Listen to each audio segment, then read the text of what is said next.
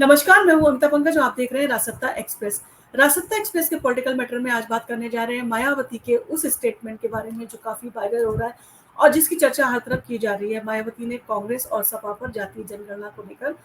साधा निशाना और कहा कि आरक्षण विरोधी पार्टियों से बीएसपी का कोई गठबंधन नहीं है, यानी कि भविष्य में बहुजन समाज पार्टी किसी भी तरह का गठबंधन जो है वो समाजवादी पार्टी या कांग्रेस से नहीं करने जा रही है। और बहुजन समाज पार्टी की प्रमुख मायावती ने जातीय जनगणना और संविधान सम्मेलन समारोह को लेकर कांग्रेस और समाजवादी पार्टी पर जो है निशाना साधा है। और उन्होंने कांग्रेस की दोगली सोच की जो है आलोचना करते हुए सवाल किया है कि कांग्रेस सत्ता में थी तब उसने जातीय जनगणना क्यों नहीं कराई। और मायावती ने अपने ट्विटर पोस्ट पर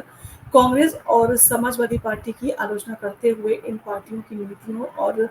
इनके कार्यकलापों से जो है सतर्क रहने के लिए कहा है, यानी कि उन्होंने वार्न किया है कि जिस तरह से समाजवादी पार्टी और कांग्रेस काम कर रही है तो वो लोगों को इसकी चिंता फिक्र जो है वो करनी चाहिए और इन पार्टियों से सतर्क रहना चाहिए, क्योंकि लोकसभा इलेक्शन में समाजवादी पार्टी और कांग्रेस ने जो है जनता से झूठे वादे करके जो है वो सीटें हासिल की हैं और जिस तरह का उन्होंने प्रचार प्रसार किया था वो झूठ पे बेस्ड था। और उन सारी चीज़ों को देखते हुए अब जनता को जो है उनसे सतर्क रहना चाहिए। और मायावती ने कहा कि शनिवार को प्रयागराज में आयोजित संविधान समारोह में शामिल कांग्रेस को जो है बाबा साहब भीमराव अम्बेडकर के प्रति उनकी पूर्व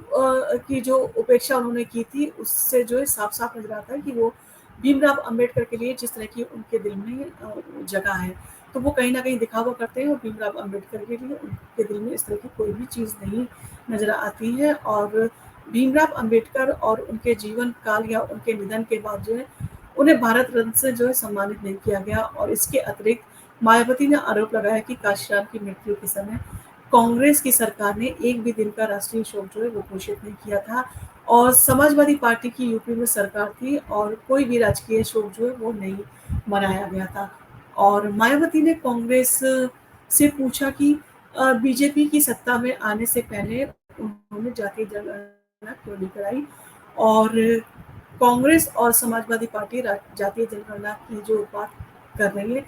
और नेताओं पर जो है उन्होंने सवाल उठाते हुए कहा कि कहते हैं ये जो पार्टियां हैं वो वास्तव में कमजोर वर्गों के हित के काम जो है नहीं कर रही हैं। और बीएसपी प्रमुख ने स्पष्ट किया कि उनकी पार्टी हमेशा जातीय जनगणना के पक्ष में है और कमजोर वर्गों के लिए जो है बेहद जरूरी बताया उन्होंने इसको। और उन्होंने कहा कि कांग्रेस समाजवादी पार्टी और बीजेपी ने जो है आरक्षण को प्रभावित करने के प्रयास किए हैं और इस पर जो है चुप्पी साधे हुए हैं। और मायावती ने साथ ही ये भी घोषणा की कि बीएसपी जो है कभी भी समाजवादी पार्टी और कांग्रेस जैसी आरक्षण विरोधी पार्टियों के साथ में जो है कोई भी गठबंधन नहीं करने जा रही है। विधानसभा चुनाव जो है वो आने वाले हैं, पास ही हैं और इन सारी चीजों को देखते हुए मायावती अपनी सरकार के लिए जो है वो सक्रिय होती दिखी है। जैसा कि उनके ऊपर जो है आरोप लगते आए हैं कि लोकसभा इलेक्शन में उन्होंने अपनी पार्टी के प्रचार प्रसार के लिए कोई भी जो है काम नहीं किया था और वो कहीं ना कहीं बताया जाता है कि बीजेपी के जो है वो सपोर्ट में है और बीजेपी के लिए जो है वो खुल के जो काम कर रही है। इसके कारण उन्होंने अपनी पार्टी का जो है जिस तरह से अपनी पार्टी के साथ में जो उनका व्यवहार रहा है, जिस तरह से उन्होंने अपनी पार्टी का जो है वो प्रचार प्रसार नहीं किया है, तो इन सारी चीज़ों को देखते हुए कहीं ना कहीं उन्होंने जो है वो दबाव में आकर भारतीय जनता पार्टी के काम किया है।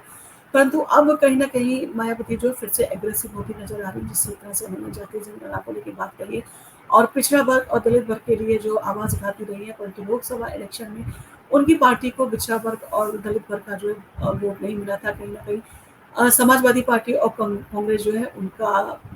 वोट प्रतिशत कम करने में जो है वो कामयाब रही थी। और इन सारी चीज़ों को देखते हुए अब समाज में जो है वो दलित वर्ग को और पिछड़े वर्ग की जो है वो वकालत करती नजर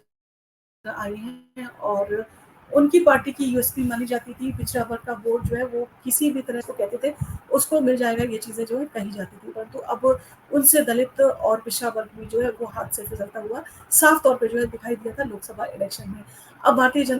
जनता पार्टी से भी उन्होंने जो है वो कहा है कि वो आरक्षण विरोधी पार्टी उसको बताया। कहीं ना कहीं मायावती जो है उनको ये समझ में आ गया कि उनको उत्तर प्रदेश में अपनी पार्टी को जो है मजबूत करना होगा विधानसभा इलेक्शन में और उसके लिए उन्होंने कहीं ना कहीं जो है शुरुआत कर दी है। और जिस तरह से वो बात करती नजर आई,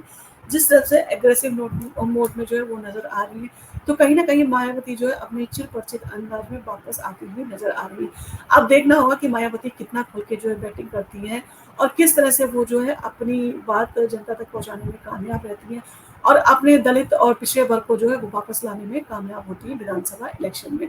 आपको अगर हमारा वीडियो पसंद आया हो तो आप इसको लाइक कीजिए, शेयर कीजिए, सब्सक्राइब कीजिए। हम आपके लिए इसी तरह के वीडियो लेके आते रहेंगे।